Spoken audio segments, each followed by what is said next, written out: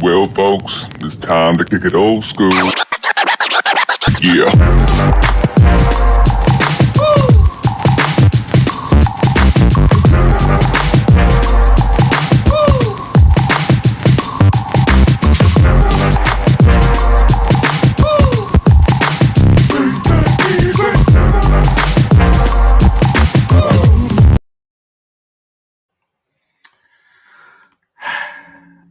It's been a day. It's been a day. It's been a day. The Herb and Raj podcast coming at you. Raj, how are you doing tonight, sir? Man, I'm doing pretty good tonight. Pretty good tonight. Had a pretty good day at work. Kept up with social media. CFP rankings came out. I guess we'll talk about that briefly. But other than that, all is well. Herb, how are you doing? It's a beautiful day, man. I'm tired. I just got in. Let's say hello to the peeps. The Alpha Pools are in the house. Alpha Pools in the building. Appreciate y'all for joining us. Yep. And Randy, they got their own big game coming up this week, so we'll probably. That don't miss. That's a huge one. Yep. But Raj, we both know that nobody comes here to hear us. Unfortunately, we wish. Really. I realized that early on. I was like, we have a good rapport, obviously, because we're brothers, but people just don't care about us. They want to see everybody else. They want to see the guests. They want to see the guests, Raj. Yeah, when you have a guest like this, Raj, I mean, how can you not be excited, right? So, all right.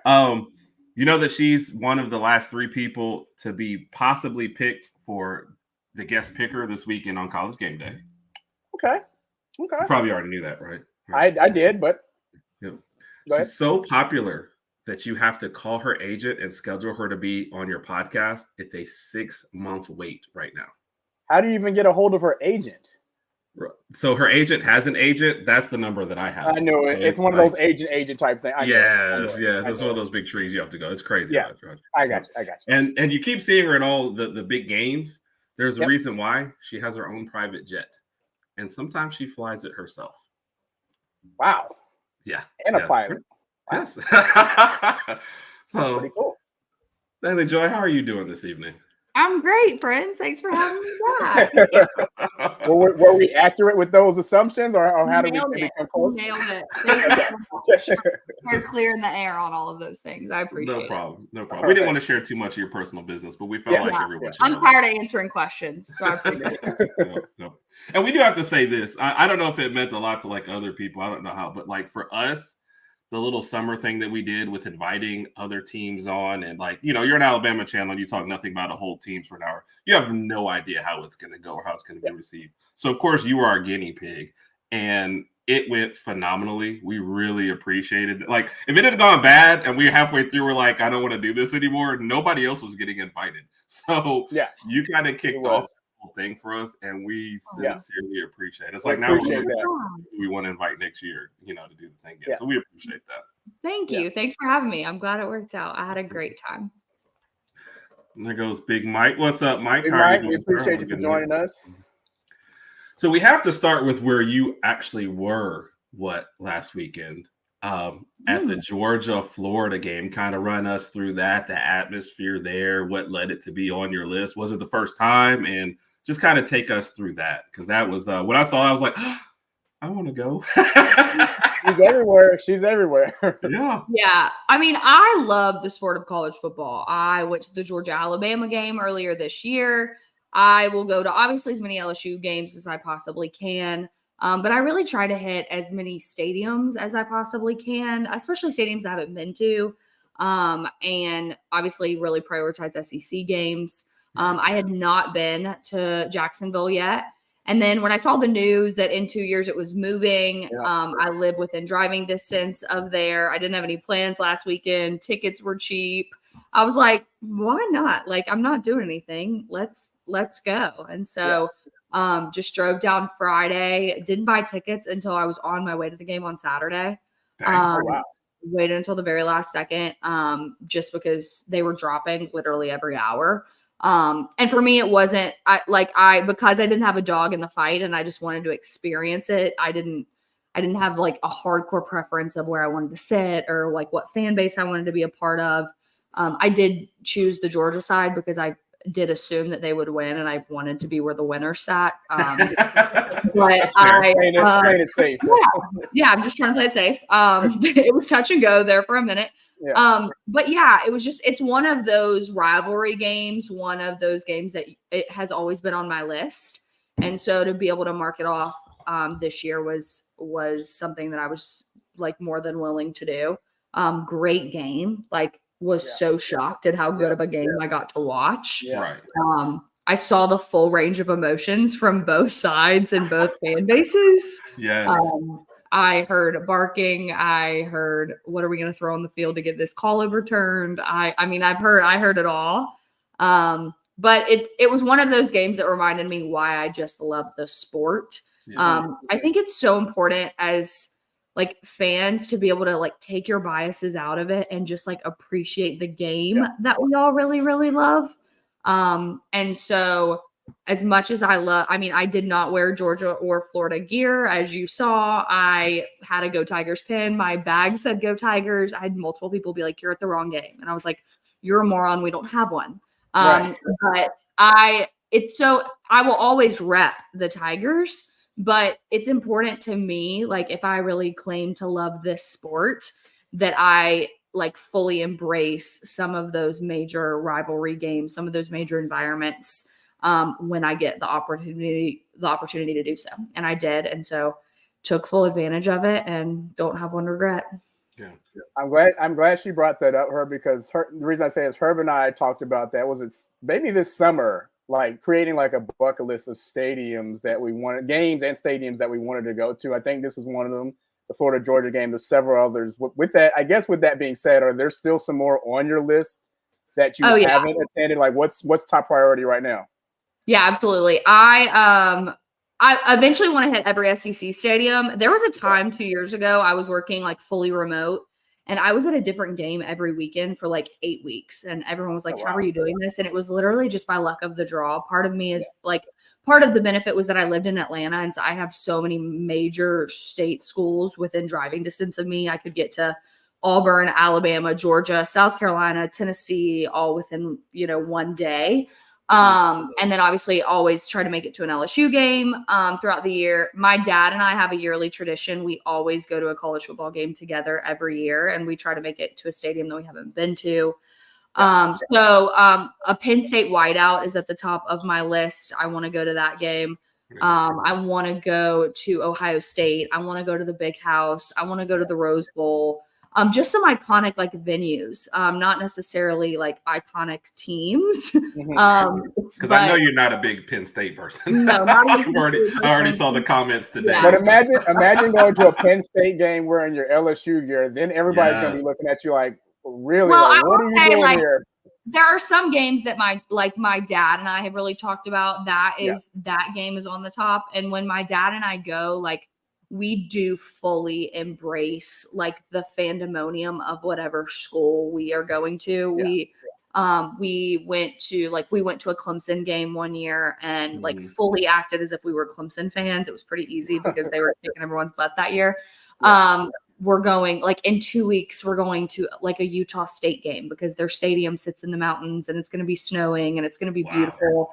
And like we don't necessarily always prioritize like a great team. A lot of times we prioritize like stadiums we want to go to or cities we want to go to. And so we really like, there are moments that I really do have to like put my fandom aside and just say I love the sport of college football. And I love that it allows me the opportunity to like see these kinds of places.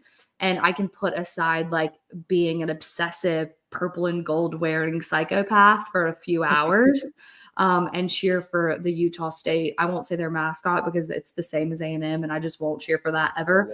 But I'll just cheer for Utah State University and that's going to be good enough for me. Gotcha. Raj, you have a quick correction for you. It's the Georgia. What did I say? Did I say Florida? You probably Georgia? Said Florida, Georgia. Oh, I tune you out a lot, Raj. So I wasn't listening either. So, but Randy, it's okay. The Georgia, they all take that really seriously. I will say, I think it's just rolls off the tongue better as the Georgia Florida game. And what's up, Bo? Man, hope you're having Bo, appreciate you for joining us, man. Tomorrow morning on the Wednesday wrap up. So, yeah, he's already laughing at you, Raj. Probably true. I'll take it. So And one thing I do like Raj and I have talked about, you're definitely making us jealous because we want to get to more games, and we do live 9 hours apart, but there is different stuff. But we will fully be wearing Alabama gear everywhere to every game. How do you think we would have been received though this week? Two Alabama fans in the middle of the Georgia-Florida game. I mean, honestly, like I was received perfectly fine. No one said but you're Dailey Joy. Yeah. We're Herb and Raj. That doesn't matter. You're a little more well known than we are. Who are these two guys? No, I'm no one special in the world of college football.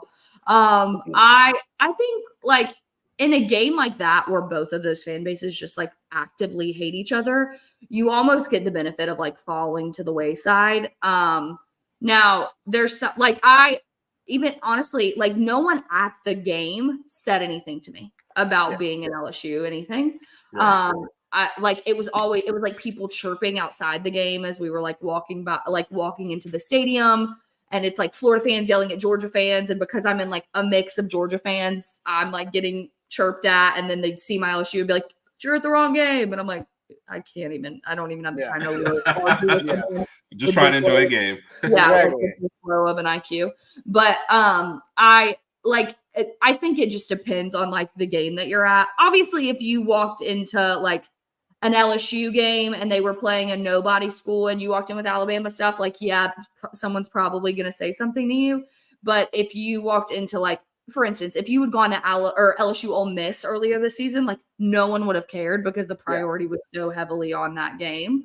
I think it just fully depends on what game you're at, where you are, and honestly, like how you are this season. Like I think and this is no offense to Alabama, but like I think people are taking you a little less seriously than you have in prior years. Nick is gone. There's no offense. We've been watching our team. We criticize ourselves heavily this year, more heavily than years past. And I have dealt with the full array of Alabama fans this week, so I just have to. I had to say that to protect myself. No, you're good. Warranted. I mean, if you have to be honest with your teams. I think you can't go overboard. And, if you're excited about your team, that's great. But you also have to be honest when they're not playing well and they're not world beaters. And it's the only way to survive this game, So, and I'll be honest, and you can probably speak more on that because you're there. I didn't realize that until I started watching Randy's podcast more, how much the Georgia-Florida hate really was. And I think for us, we started doing this podcast and stuff and paying a little bit more attention to college football when Florida was terrible. So I did not realize how deep that hatred ran. Oh yeah, they actively hate each other. I think it's funny, like I don't know if y'all have seen the viral fight between like the police officers and the fans. And people can say what they want about the whole like it being law enforcement versus fans, and I'm not here to get in a political debate with anyone, especially today on Tuesday. I was going to say, please don't. Can I say this too? I am so tired of 20 political ads in the middle of football games. Like, I'm so happy they're done. Like, stop texting me, stop calling me, stop the emails and the texts and the donations. Like, and I'm like, bro, someone win. Let's move on with our lives. Yes. Yeah, I just got an email telling me I haven't done enough. I want to respond to them and say, hey, can y'all donate to me and my family? I mean, y'all help me out. I have an NIL fund that I would really like you to Can I send you the link? Exactly. Yeah, no, I think they really actively hate each other. It was so apparent during that game. I think the harder part was that I do think, and I am on a podcast with two Georgia guys. I live in Atlanta. I don't have any hatred or like animosity towards the Bulldogs. I mean, the last time they played us, they made us look like chopped liver. I'm the kind of fan that is always like a hardcore. Like I try my hardest to really respect the teams that I feel like have earned the respect. Agreed. And Georgia is one of those teams for me. I just won't I won't talk poorly about Kirby Smart. I really try hard not to talk poorly about their program. I feel like they've earned that level of respect from me. I will tell John that you say hi. But with that being said, I do think Georgia fans walked into this game with this level of like this superiority complex of like, we're so much better than you. And while that talent wise is probably true, you didn't play like it. And I'm sure that Georgia thought they were going to just like walk in there and dominate Florida. And then DJ Lagway goes down. And then you're really like, oh, this is over. Like there's no chance in Hades. Yeah. And then it's the third quarter. And this third string preferred walk-on that transferred from an Ivy is driving down the field on a defense that's supposed to be the best, one of the best, if not the best defense in the SEC, and scoring on you. Yeah. So I think the Georgia fans I'm sure that there was like this pride level from Florida fans of like, here you were thinking you were going to walk in our state and kick our ass, and here we are. And then Georgia fans on the flip side thought they were going to, didn't, and probably got a little more worked up than they were prepared for. But that game's always like, it's like the Iron Bowl. It's like the Egg Bowl. You never know what's going to happen because like those two teams, like this was Florida's Super Bowl. Like if they won that, and if you would have told any Florida fan in the country with 7 minutes left, you're tied, any one of them would have taken it. Any single one of them.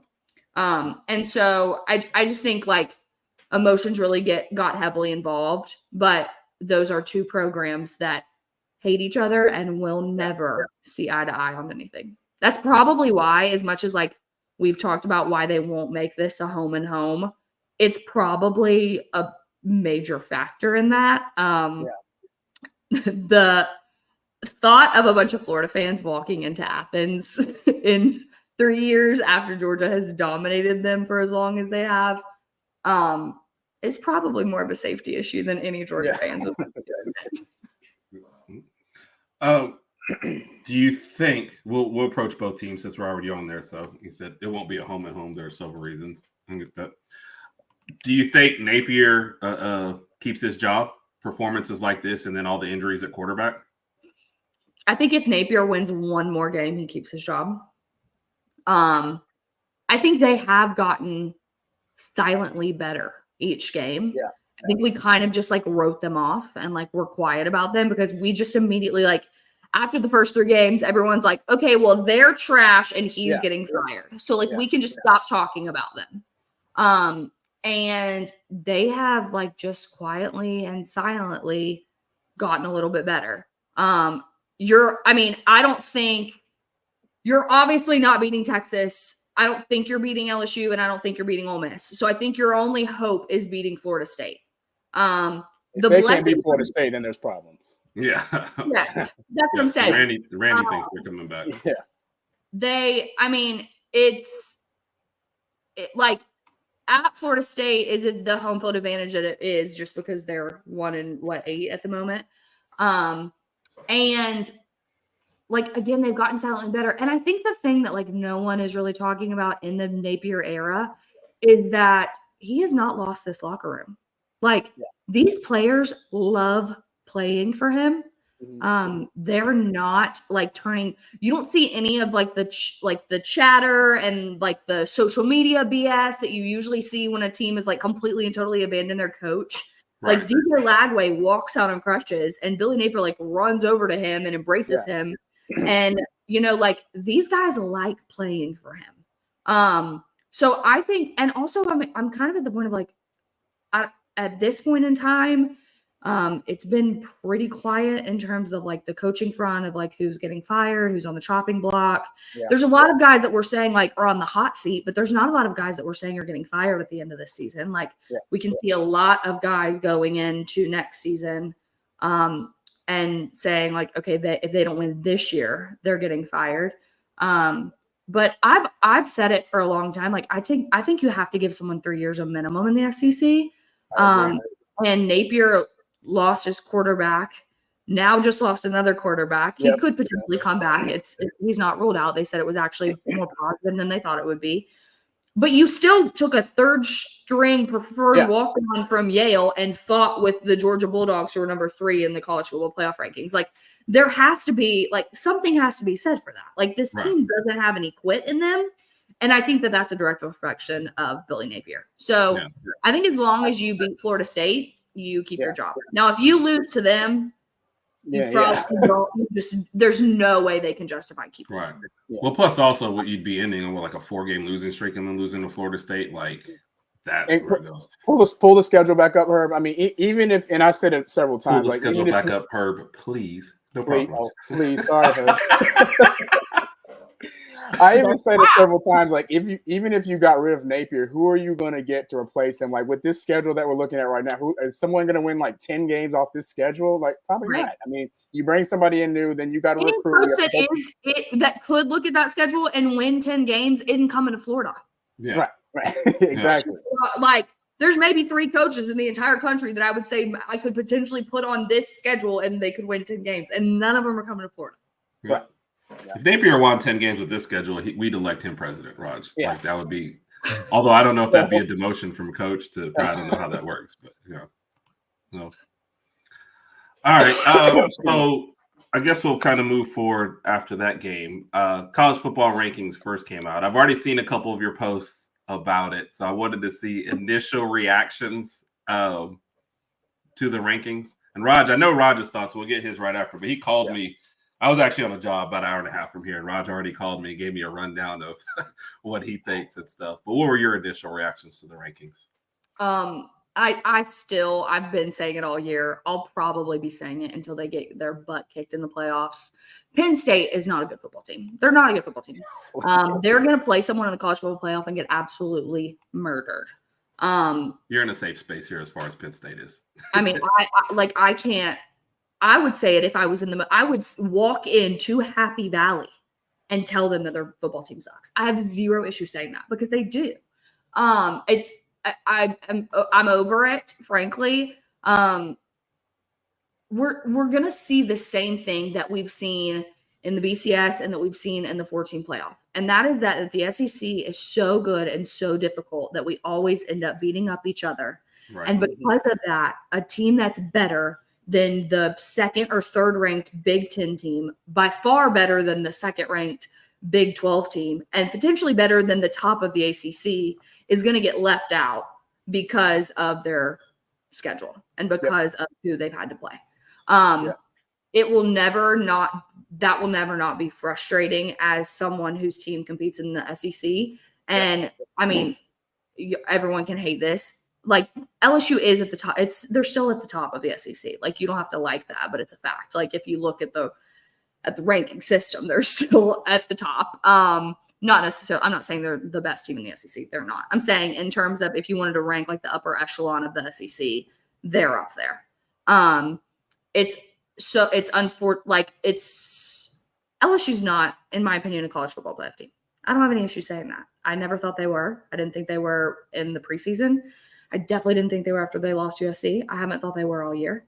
However, I don't love that their first loss was in week 1.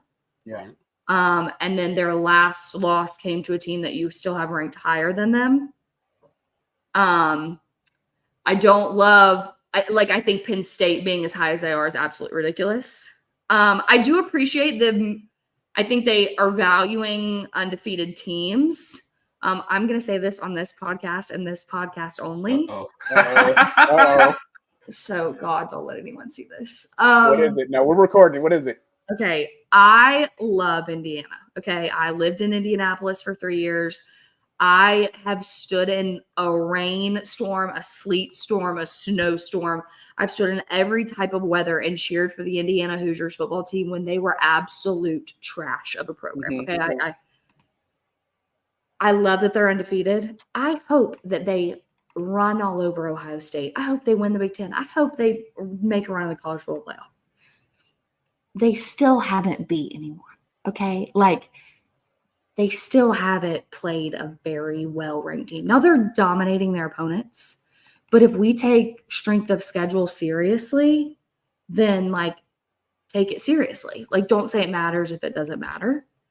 I think my issue is just like, I feel like there's always, and this will probably be the case for forever because people are involved and people are inconsistent.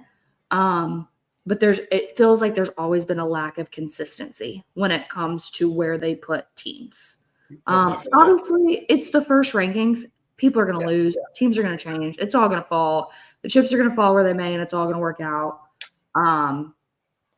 It's just – it all just the first rankings never makes complete and full sense to me. I don't know why. And like, if you want, part of me is like, why are we even giving a top 25? Like, why are we ranking Mizzou?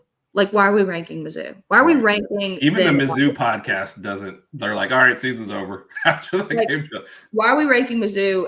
And if we're gonna rank Mizzou, why are we not ranking Vanderbilt? Like, if Texas A&M is as good as you say they are, South Carolina probably should be ranked. Don't tell any Gamecocks I said that because I can't stand one person in that fan base.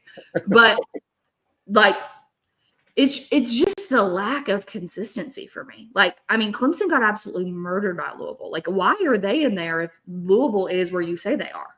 Right.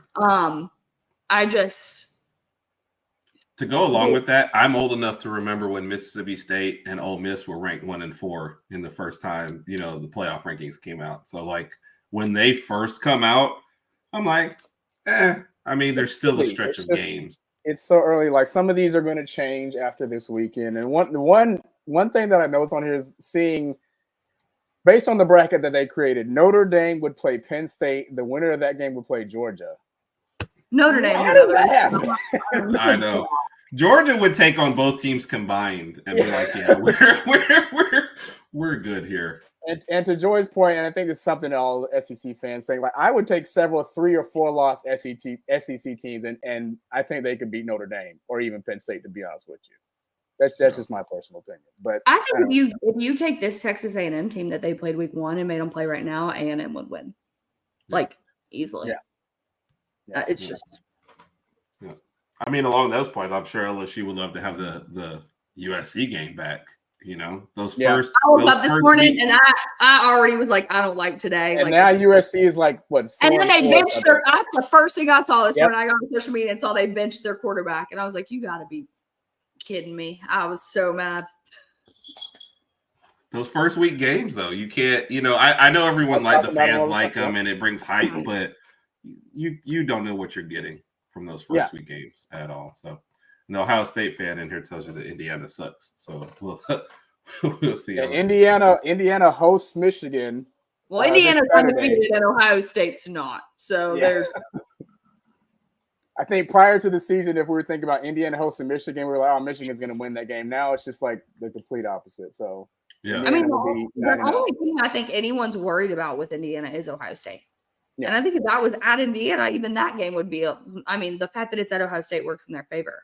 Yeah, but I mean, wasn't Nebraska at Ohio State too, and they should have lost that game? So maybe that was a close game.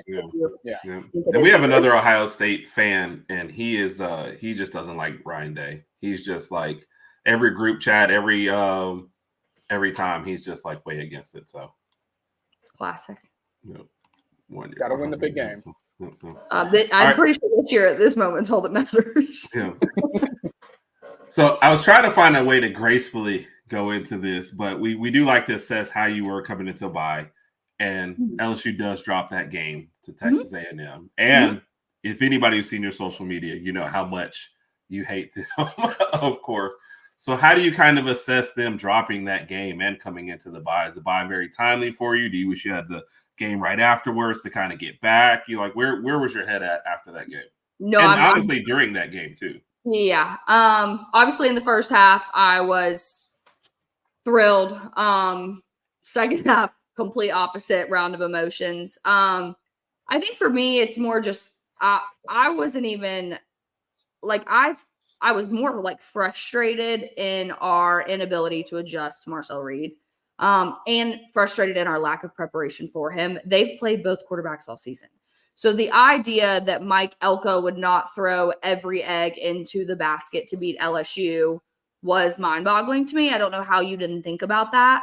And it's not like you don't have the ability to stop a dual threat quarterback. You did it the week before in Taylon Green at Arkansas.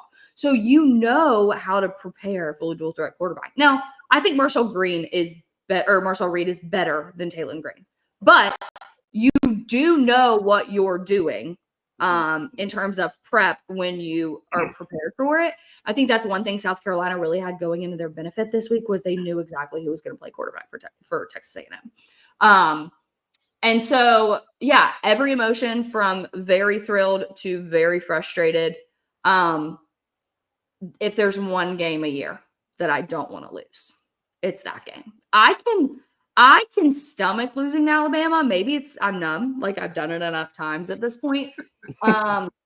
Maybe it's like, for me, it's losing to a college football program that has like some stature and some like things to show for themselves. Unlike A&M, who hasn't won a national championship since 1940. But if you read her Twitter, like all this was coming. She knows, yeah. You hired a lummox of a coach in Jimbo Fisher a few years ago. Like, it's just not that difficult. Okay? Like, it's just but Jimbo's living the good life. Now, he got that buyout. He's living the good life on some island somewhere. I hope whatever island he's on, that tropical storm that's about to go to Louisiana, oh my God, and go straight for his. But anyway. Wait. But as an LSU fan, you should love Jimbo Fisher. I hate him. I loved that he was at A&M, but I hated him. How can you hate a man who took the greatest recruiting class in the history of recruiting classes to an 8-4 record? Like, yeah. Jimbo beat Alabama that year. I think he was like, cool. Jimbo gave me a lot of Twitter ammunition. Like, thanks for that, Jimbo. Okay, back to your original question. Yeah, so I felt all of those emotions, and I obviously hate losing to them. I do think that there's something to be said for like dropping the game before Alabama that I almost appreciate, because it lights a fire under your behind. And you get 2 weeks to prepare. Obviously, y'all know as good as I do that there is no environment like Saturday night in Death Valley. So that home field advantage will be such a benefit for LSU, just like it was in the LSU Ole Miss game. People tend to forget that LSU never held a lead in that game and still won it. And that's because I don't think I would have known that if you and I watched that. I didn't know that. I actually didn't know that. So. LSU never had a lead until they won. And so I think the thing, like, I've heard people be like, well, you'll just take the crowd of it early. And I'm like, you're not taking that crowd out of that game. Yeah. Like, they will be there until that clock says 0-0-0. And I know that because the LSU Alabama game has so frequently come down to the last few minutes that they know, like, this is important and, like, we're not going anywhere. I think that they've just had, like, I think the loss was like the ammunition and the fire that you needed to remember that, like, there is no week in the SEC that you get to coast. There's no week that you get to rest. There's no, like, none of that. And so I even though I'm never going to affirm losing. I don't like it, especially to them. I will take the timing of it to use for ammunition walking into this week. Yeah, I agree. Raj, do you want to tell about when it was official that this was going to be a night game, the phone call that I got from you regarding this? I'm trying to think about how animated I could be about it, but it wasn't like the greatest phone call knowing that it was going to be a night game. And Brian Kelly is undefeated at night games in LSU, correct? Yeah. Mm-hmm. That's so about the tone right there at the end. That was the tone it was in. It was a very somber tone. I called Herb to politely remind him that, let him know it's going to be a night game. And Herb's response was, oh, crap. It wasn't necessarily crap as another word, but he said, oh, man. So we're a family-friendly program. So. We're a family-friendly program. But, yeah, we talked about it, and I was just like, we're going to have to bring, like, a lot more than just our A game. Everything is going to have to be on point for this Saturday night. It's a lot to go into, but I kind of feel like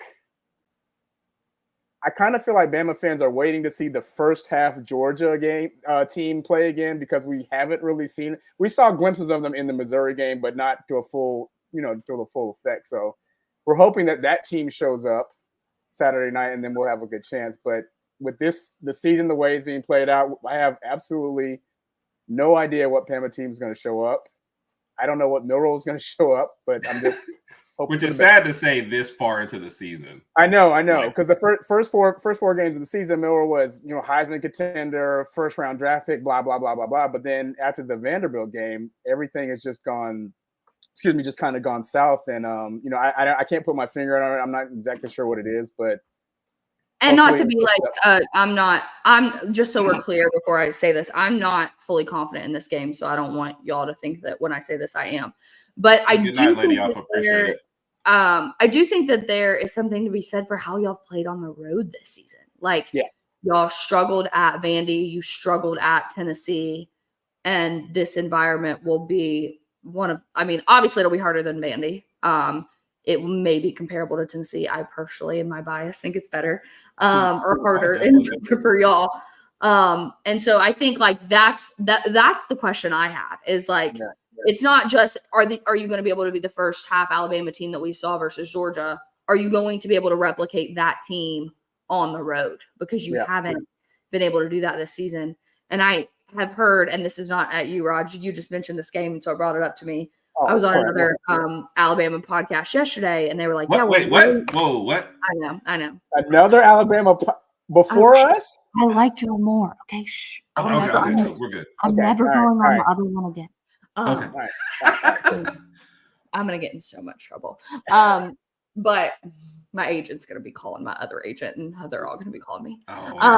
But no, it seems to me like there feels like there's a lot of stock in beating Missouri.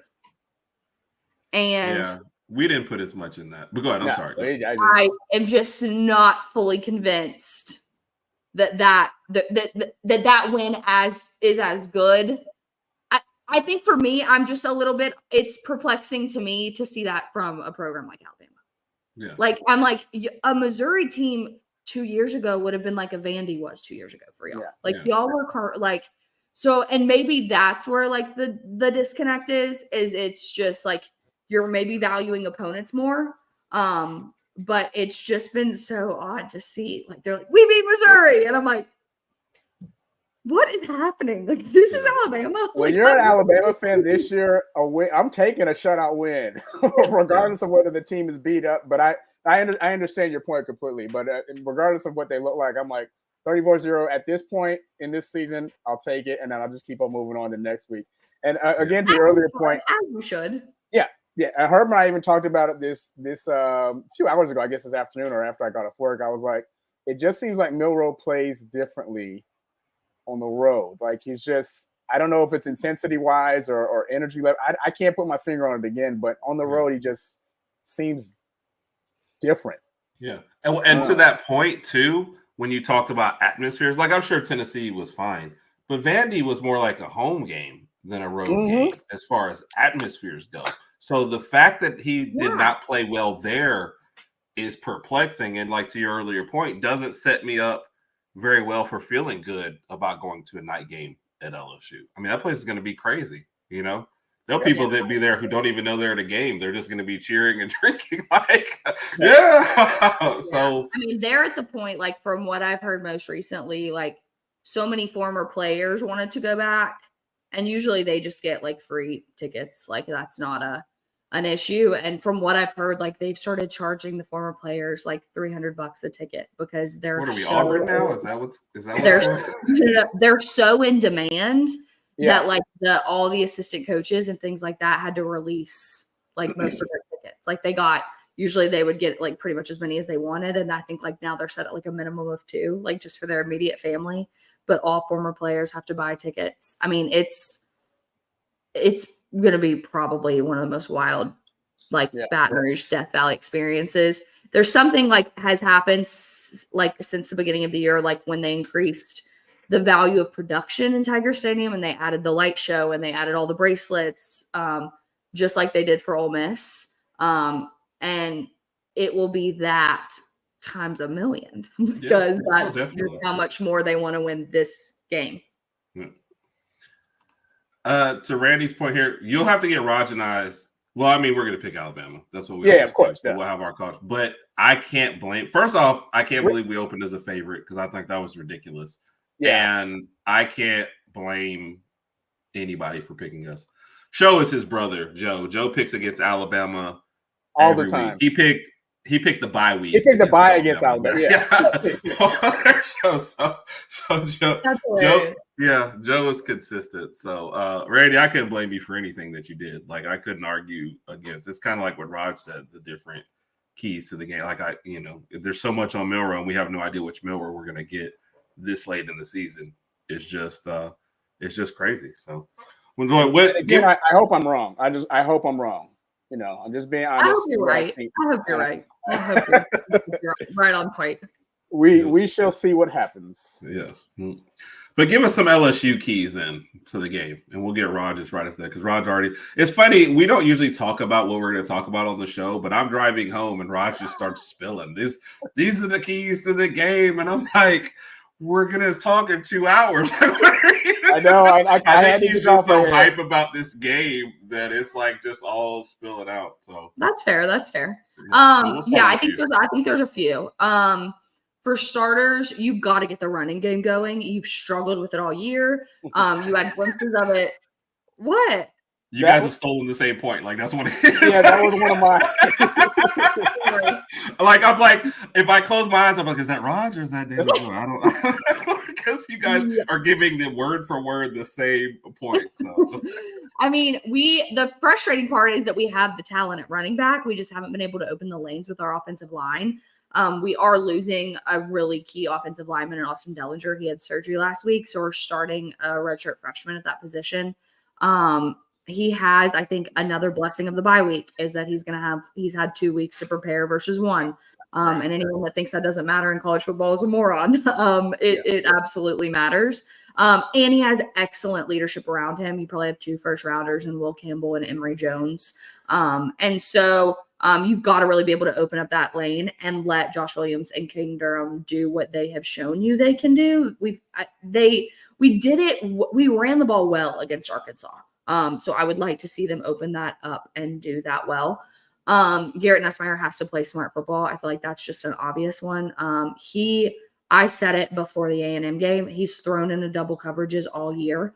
And there was eventually going to be a school that made him pay for it. A&M happened to be that school.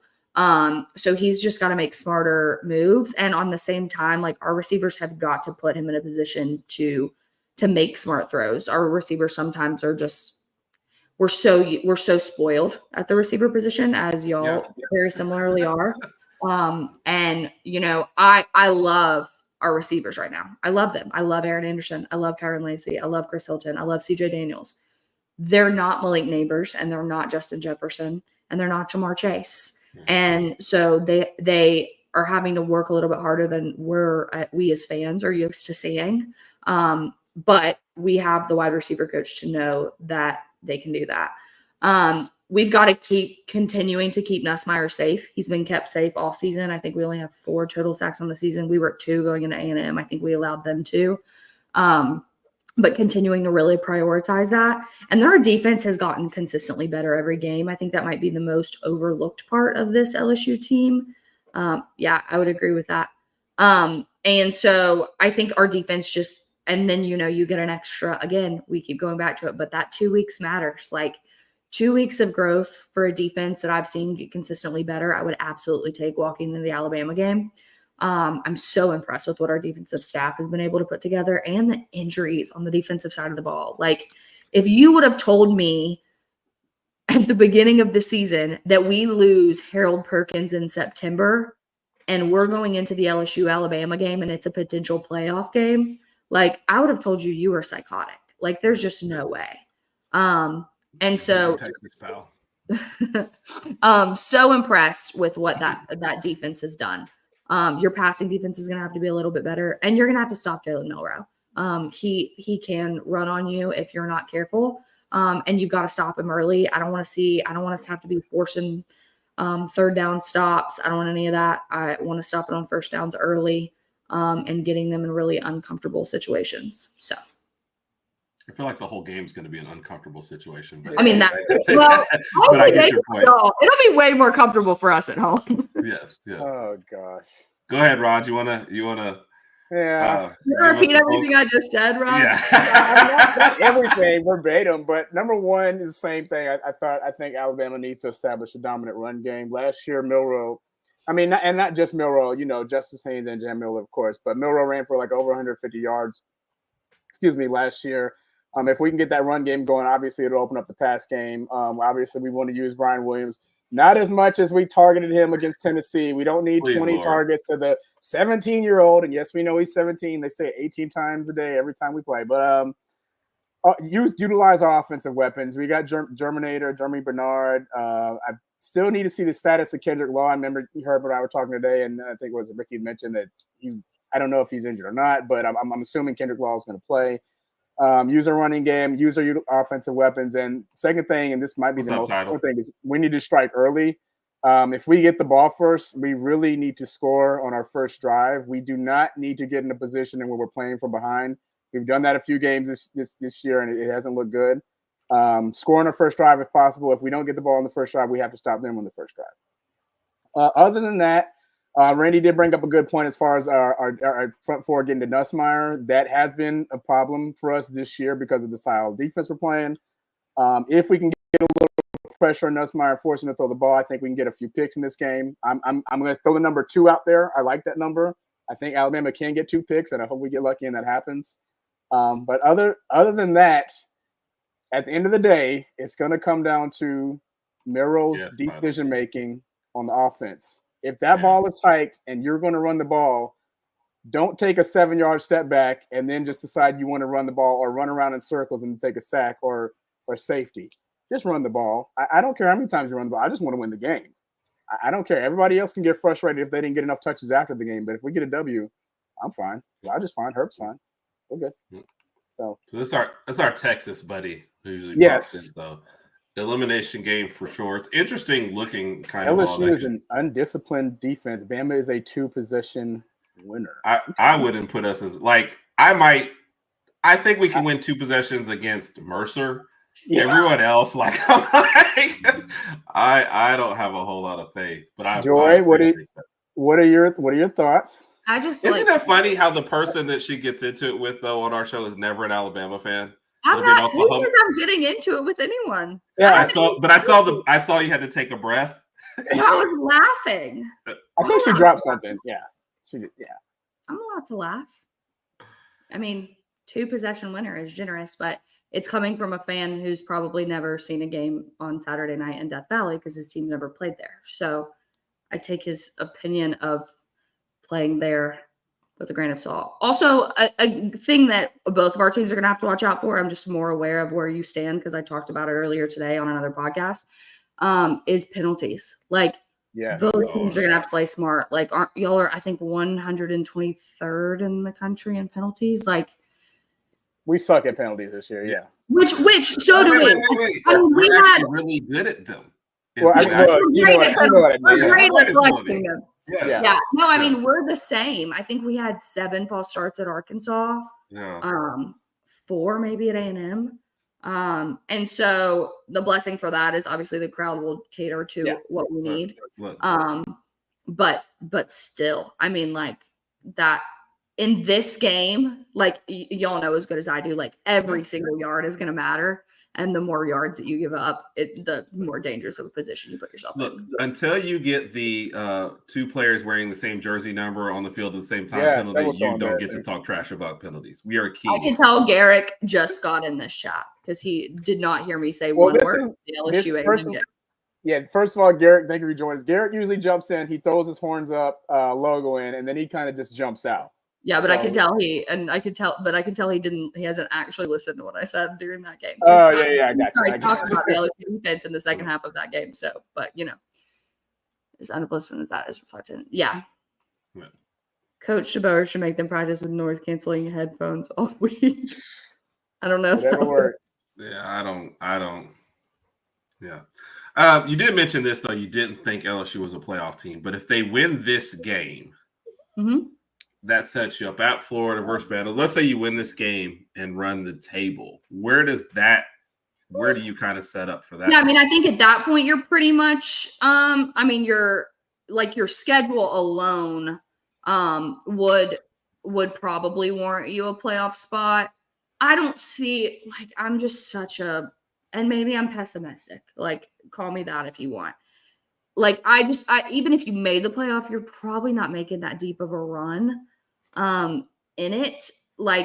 And maybe I'm just maybe I'm just so spoiled to dominating SEC teams that I've forgotten that this year it feels like there's not really one.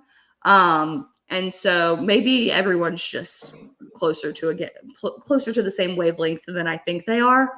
But yeah, I mean, if you win out, you probably are making the playoffs, and I'm thrilled with that. You will have drastically exceeded my expectations, and the temperature on Brian Kelly's seat turns down a few degrees. It's always warm, but it'll turn down a couple degrees. Yeah. And so, I think, I mean, that's the reality of like my team. It's the reality of your team. It's the reality of Ole Miss. Yeah. Like you just have to keep winning. That's literally all you have to do. I agree. Defensive line assignment was shocking. Is he still talking about the? Yes. Oh. And no, I would have never ever guessed talking about the Aggies. I'm shocked. Yeah, I would have never guessed. We did not know that. No, that would have been a good. I honestly didn't know that. So then, let's say the flip side of it: you lose this game, but you do run the rest of the table. You end up at 9-3, decent bowl. What does that change for your assessment of Brian Kelly? I mean, I've always said like you give him 3 years. You won the SEC West in year one. That kind of bought you an extra year. You have a top 3 recruiting class next year, which includes right now the number 1 quarterback in the country, who's not flipping regardless of what any moron in recruiting wants to say. Look, we all think somebody's flipping until they take the first snap. Exactly. Like that kid plays every high school football game in purple and gold LSU branded cleats. Like he ain't going nowhere, especially to your Michigan sorry program. And so anyway, I'm worked up about that one. But I think, I mean, if you keep doing what you're doing, especially like this year, the thing that like people also tend to forget is that this is Garrett Nussmeier's first full year playing quarterback. Like everyone, because he's been around for so long, thinks that he is a 4-year starter. And I'm like, you guys have not been paying attention. He studied under some of the best quarterbacks that have ever been at LSU. And he is like more than capable of being a very, very high quality quarterback in the SEC if he can limit his mistakes. And so you have him coming, you have Bryce coming, you still have Ricky Collins on your bench. That quarterback room, the competition is only going to increase his level of play. It's only going to elevate him as an athlete. And I think as long as you're able to hold on to majority of that recruiting class, have a top 5 recruiting class and go get some out of the portal, because you have to be at LSU, you have to be showing that you are willing to do both. You have to recruit, you have to lock down the state. But in this day and age in college football, you also have to recruit out of the portal. As long as you show that you're willing to do both. And we also like, we even though we do have people tend to think we have short memories because we fired Ed Orgeron less than 2 years after he won a natty. People have to understand that was just as much about off the field antics as it was on the field antics. We all heard about the girlfriends at practice kind of stuff. And the kids at practice and the selfies and the mouthing off. Getting wild. The fans. I mean, it was insane. Brian Kelly hasn't really had any of those issues. And so as long as he's willing to like keep his head down, he bought himself, I would say, even like more time when he cleaned out the defensive staff room last year and said like, you're all gone. I mean, you can't turn off on an NFL Sunday and not see 3 kids from the state of Louisiana. But yeah, I mean, he cleaned out the defensive staff, put together quite possibly the most dominant defensive staff in the country. And those coaches right now are coaching recruits that were not theirs. Like that's that part that no one understands. And I'm like, guys, the fact that these defensive players are getting better every week is a freaking miracle. Like these are not necessarily like the most phenomenal DBs LSU's used to having. Like, so I think Brian Kelly's bought him some time. I will never be Brian Kelly's biggest fan. Yep, stole Bo from Texas. We stole Brad Davis, Blake Baker. I mean, we cleaned out poor Mizzou. Like I don't know who they have at defense anymore, but we took their whole staff.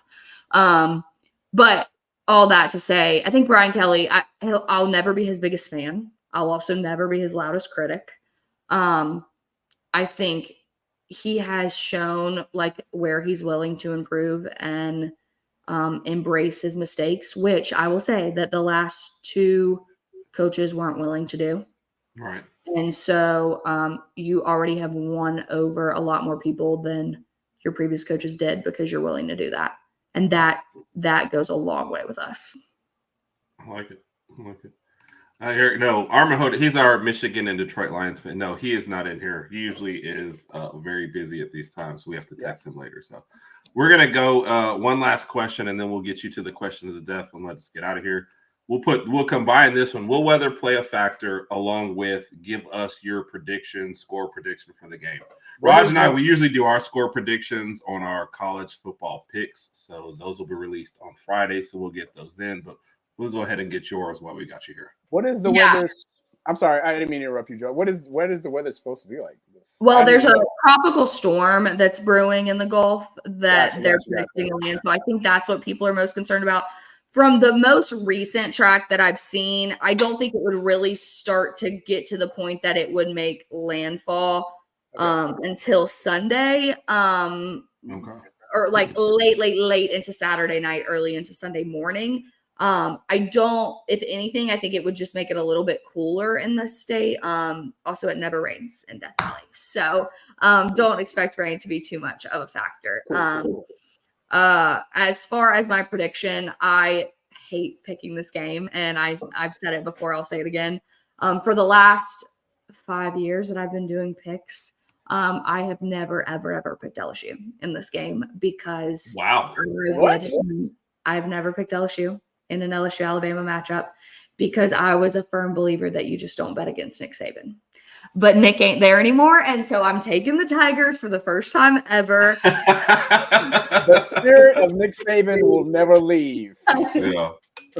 It was gone at Vandy and at Tennessee. But anyway. Oh, too soon. My God. How long were you waiting to pull that one out? She was waiting all night. Oh, it was just right there. You said that. You teed that one up beautifully. Yeah. My bad. Yeah, I'm taking the Tigers. I don't think it's as cool. I don't think it's like a dominating like murder ball, joyless murder ball game. I think you're probably seeing like 27, 24, 30, 24 at the absolute max. There you go. It's funny, at the beginning of the year, I was like, I hope we go 10-2. If we end up at like 9-3 or worse, I'll become a misanthrope and be done with college football for the rest of the year. So that was just a way of saying misanthrope. That's there it is. Now we know. All right, we've got 3 questions to end. We're going to combine the Raj's top 5 and give 2 of them. So, Raj, first, give your top 5 as far as college football top 5. Okay. In order. Raj always likes to give top 5s and go in no particular order. So, I always have to make him give in particular order so we can make people mad. So, in order, top 5 right now. Yes. Yep. All right. I'm always iffy about number 1, but I'm going to go ahead and say Oregon. They haven't done anything to lose the number 1 position, so I'll leave them there. I hate saying Georgia at number 2. I'll say Georgia at number 2, Ohio State at 3, Miami at 4, 5. Do I need to put Indiana? No, that's a little too high for Indiana right now. Number 5. Don't do it. Don't do it, Raj. What, Texas? That one's fine. I don't care about I'll leave Texas in there, number 5. Who did you not want me to say? If you said Penn State, I was about No. No. Penn State gets no love on this. They don't. Herb and I talk about it all the time. Every year they lose one big game, and once they lose that game, it's just I'm out. So no, they weren't getting in there. Yep. Well, Dailey Joy, your top 5 is top 5 most hated college football teams. I love this. In order. Oh. Yours is allowed to be in no particular order because that's how Raj does all the rest of his top 5s. Why am I treated like this? Because you're my younger brother. Like that's just how. Okay, if it's in no particular order, then like obviously everyone knows I hate A&M. So A&M is obviously in there. Tennessee, South Carolina, hate South Carolina. Notre Dame, and who do I want to be the 5th? Who am I just in the mood to make mad tonight? Penn State, I think. I mean, they're too irrelevant to hate. I mean, it's fair, but it's mean. I'm trying to think of like a fan base that I've like really interacted with that's not been good to me. Well, I'm glad it's not Alabama then. No, it's not. I've never had a bad time in Alabama.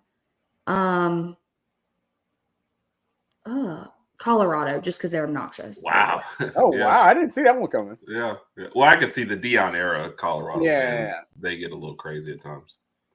I don't deal with Nebraska fans, and I mean, Florida fans are always up there, but they're also at the point right now where they're too irrelevant for me to hate. Like, I'll always at the core of my life hate them, but like they don't pop up in my head to hate because they're irrelevant. You got a Nebraska vote. Yeah, like I don't like no. I live in Georgia. Like I don't deal with Nebraska fans. Right. Yeah. Those I'm gonna say no to this one. No, there's too many. I don't think so. I think statistically, there's like a small inkling of a chance of the 3-loss team makes it, but I don't think it's going to. Well, so the odds for both Alabama and LSU after losing this game are not 0, but I'm like they're 0. Like if Alabama loses, it's like a 4% chance or something like that. But I'm like, if we lose, we're out. All right, Rod, you have question number 2? Yes. For this game this Saturday at Baton Rouge, that Alabama's going to win. If you could get 2 former LSU players to play in this game, one on offense and one on defense, who are you taking? Former LSU players. This is so hard. Okay. Just for this one game. Just for this one game. Okay. I'm taking. Okay, I'm gonna take Jamar on offense. Really? I didn't see that over Justin Jefferson. Yeah, I was thinking Joe Burrow. No, because I do think like as good as Joe Burrow is, like, and he's amazing. Like he also was playing with superstars, not not the. I love when like I get asked a question, I answer the question, and then other people tell me why it has to be like another answer. Like it's my freaking answer. Like it has to be Jamar. All right, who's on defense? So my part of it, definitely apologize, is because the NFL bias of the whole thing. Like I knew they were both superstars there, but like definitely, but like Jamar, like the thing that everyone forgets about Jamar, homeboy sat out the whole 2020 season and still was a top 5 draft. Like I have him on my fantasy team. I'm cool with the pick. He's so good. I think what I meant to like why I said that is I said it earlier, like Kyron Lacey, Aaron Anderson, CJ, none of them are Jamar or Justin. Yeah. Like they're not going up and just making the insane catches that we were used to those guys making. Right. And I do think Garrett Nussmeier, like if he could get it in their range, they would be able to take home some of the throws that the Aaron and the Kyrons can't. And in this kind of game, you would need as much of that as you could get. Defensive side of the ball is like probably the hardest. There are so many that like just immediately come to my mind. I don't. I know she saw that one. He said Booger. Booger McFarland? Nah, I don't know. Like there's so many. Like I could go Patrick Peterson. I could go Devin White. Which he would be really good against Milroe. Now that I'm thinking about it. But I don't know if there just will ever be a more iconic LSU defensive player than the Honey Badger. Like, I just think I would have to go Tyron. And in this game where like you're gonna need like the swag and like the confidence and like the borderline arrogance of like I'm just gonna go take whatever I think is mine at this moment in time. He would be ideal in this game. So it would have to be the Honey Badger. I can see it. I can respect that. All right. All right, final question. We have work, play, live. Raj has added a new wrinkle to it, ditch. So work, who do you want to work with 40 hours a week? Play, who you're going to go out with on Friday nights. Live, who is your your neighbor, excuse me. And ditch, who are you letting when they call you, it just goes to voicemail. So, okay. And yep, Honey Badger was picked. Yeah, no. As it should be, Emmanuel. Good man you are. Shout out to E. Appreciate you, man. All right, so 4 names, 4 spots. Okay, just know this is not going to go well. Yeah, it probably wasn't. Joe Burrow. Okay. Dane Daniels. Okay. Herb, and Raj. Oh, y'all getting work, play, live, ditch. Work, play, live, Yes. ditch. Yeah. Work, play, live, ditch. Joe Burrow, Jaden Daniels, and then you two. Yep. Work, play. She was about to ditch both of us. Did you hear She that? was. Oh, y'all both get She was. I'm ditching one of y'all. I don't know which one of y'all want to go first, but Oh! We need You know to get this out of the way now. Then who are you ditching? I have the record for most ditches, so I'll take the Herb. ditch. Well, Herb's been on the earth longer, so I'm gonna go. You getting ditched. Raj has more life to live, so he can't get ditched. You gotta get ditched. You said that like Herb's like 80. I mean, like, am I collapsing after the show? I know. You got a couple more seconds, bro. Just Oh saying. my goodness. Okay, Yes. work. Well, hey guys, it's been fun. The next week we'll just have the And Rod show, I guess. So who are you I'd probably working? live by you, Raj. Okay. Like I feel like you'd be a solid neighbor. Yeah, good luck with those kids. I'd probably work with Jaden Daniels because he would just make me a better employee. Like he's just, and like then I would work with the Commanders and like that'd be kind of bad. Like that'd be cool. Yeah. So I'd take that, and then I'm going out with Joe. Like we going out. I've seen Joe at bars. I know what that man's like. We're playing. We're gonna go have a grand old time. I think Herb is very persnickety right now because you ditched him. Oh, here we go with the word. That one. You know what? Don't even care anymore. Whatever. No, I appreciate it. It's always a fun time. Yes, we appreciate when you join us. You want to tell everybody what you've got coming up next, or where they can see you next, or I guess what big game that you'll be picking the games at next. Yeah, I don't know. I'll be at the Utah State Hawaii game in 2 weeks. Wow. If anyone wants to go, that's where I'll be. And then I'm gonna try to make it to LSU Oklahoma. LSU USC was the one LSU game I've gone to this year. And after that one, I kind of had a sour taste in my mouth. I was like, I might go to another one. But now, depending on how this weekend goes, I might go to LSU Oklahoma. Yeah, I'm always on the Speakeasy Sports Show. We release shows on Monday and Thursday. And yeah, my Twitter's at Dailey Joyf, so you can find me there. Well, like I said, always a good time. We always appreciate you stopping by. Thanks for having me, guys. Always a great time. Thank you for ditching Herb. I appreciate that. Glad to do it, Rod. Every day of the week. If we counted up how many times I've been ditched, like I'm surprised I come back to these shows. So, including twice by my own brother. No. Yeah, because I know around you.